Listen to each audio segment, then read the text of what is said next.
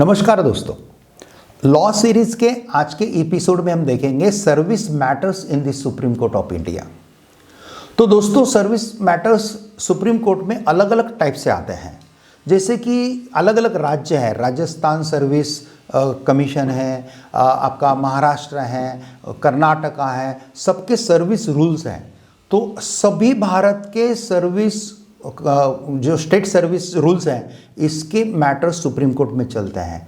Pensions के चलते हैं, ग्रेचुइटी की चलते हैं, डिसमिसल के चलते हैं, एडमिनिस्ट्रेटिव ट्राइब्यूनल से जो मैटर आते हैं वो चलते हैं, आर्मी ट्राइब्यूनल से मैटर आते हैं वो चलते हैं, कंपैशनेट जो इसको बोलते हैं कि पिताजी का देहांत हो गया और उसके जगह पे बेटे को लगाया, या माँ का देहांत हो गया, एक्सीडेंट हो गया और उसकी जगह पे लगाया, कंपैशन ग्राउंड, ये भी सर्विस मैटर में सब आता है दोस्तों। तो बहुत क्वालिटी के सर्विस मैटर आते हैं और सर्विस मैटर में थोड़े से सुप्रीम कोर्ट के जजेस जो रहते हैं, ये जनरली एम्प्लॉयज़ के थोड़ा सा वो उनको एम्प्लॉयज़ को नुकसान ना हो ये तरफ से देखते हैं। इसका मतलब वो एम्प्लॉयर के खिलाफ जाते हैं ऐसा नहीं है, लेकिन थोड़ा सा जो वीकर सेक्शन है उसके ऊपर अन्याय ना हो ये देखा जाता है दोस्तों। तो इसमें रेगुलर अपील जो रहता है ना, रेगुलर अपील जो हाई कोर्ट सर्टिफिकेशन देता है रेगुलर अपील के लिए under article 134A question of laws ये मैटर में है। अगर ऐसा उनको लगता है अंडर आर्टिकल 132 और अंडर 134 सिविल मैटर में 133 और 134 क्रिमिनल मैटर में अगर उनको ऐसा लगता है कि इसमें कुछ क्वेश्चन ऑफ लॉज हैं, सुप्रीम कोर्ट ने डिसाइड करना चाहिए, तो फिर high court certificate of appeal देता है अंडर आर्टिकल 134A के अनुसार। तो वो सर्टिफिकेट ऑफ अपील के आधार पे हम सुप्रीम कोर्ट में वो केस रेगुलर अपील के लिए ले सकते हैं।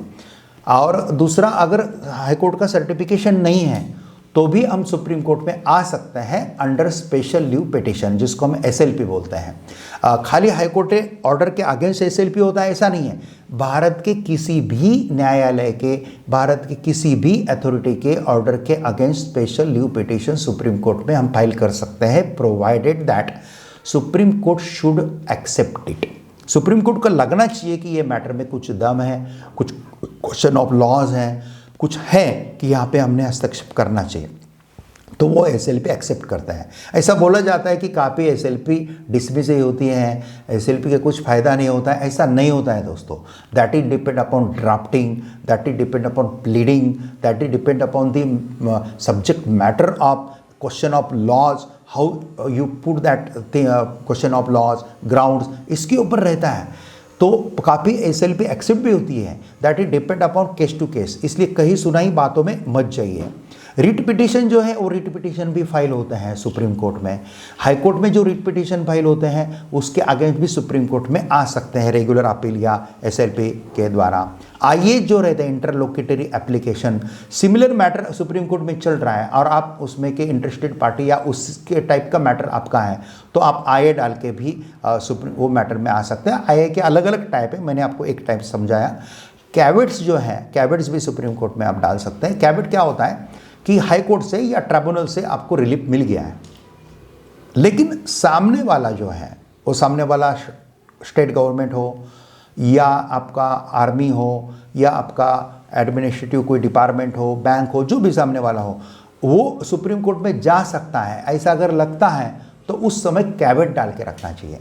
कैवेट डालने से फ़ायदा क्या होता है कि सुप्रीम कोर्ट में वो केस जब एडमिशन की हियरिंग के लिए आता है तभी आपका वकील उसको विरोध करेगा और उसको केस को एडमिट नहीं होने देगा। अगर वो एडमिट नहीं हो जाता है ना तो हाई कोर्ट का ऑर्डर कायम हो जाएगा, आपका रिलीफ आप एग्जीक्यूट करके उसको आप रिलीफ ले सकते हैं। लेकिन कैवेट अगर नहीं डालते हैं और सुप्रीम कोर्ट में अगर वो केस एक्सेप्ट हो गया तो फिर आगे वो केस चलता है और फिर उतना टाइम कंज्यूम होता है, तो ये थोड़ा सा लॉस हो सकता है। इसलिए कैवेट, अगर आपको सुप्रीम कोर्ट में हाई कोर्ट से रिलीफ मिल गया तो भी आप सुप्रीम कोर्ट में सामने वाला केस अगर आएगा, आ सकता है, अगर ऐसा लगता है तो आप कैवेट जरूर डालना चाहिए, तो फिर आप वहाँ पे बहुत सुरक्षित हो जाते हैं।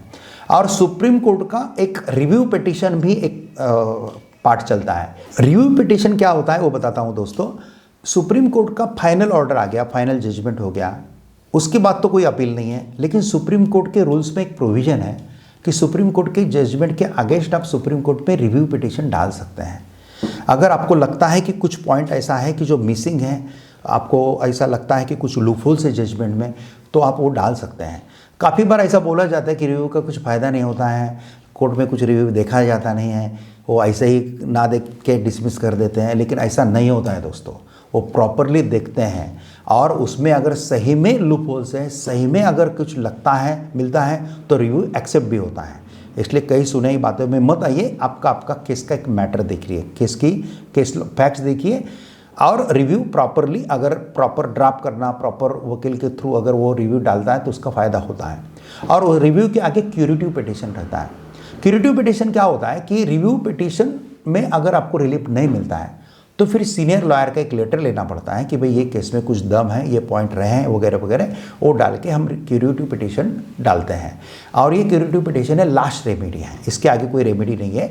तो दोस्तों जब हम रिव्यू पिटीशन और रिव्यू पिटीशन से ही क्यूरेटिव पिटीशन में जा सकते हैं, क्यूरेटिव पिटीशन के बाद जो भी फाइनल डिसीजन है वो फाइनल डिसीजन हो जाता है। ऐसा सुप्रीम कोर्ट का कामकाज ये सर्विस मैटर में भी चलता है, बाकी मैटर में भी चलता है।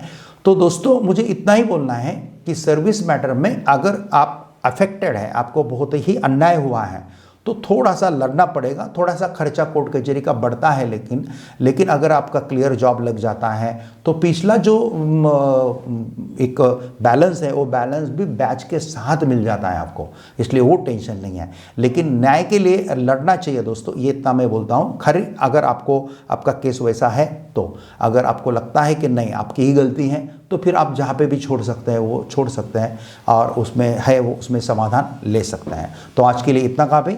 जय Hind, Vande Mataram, thank you very much.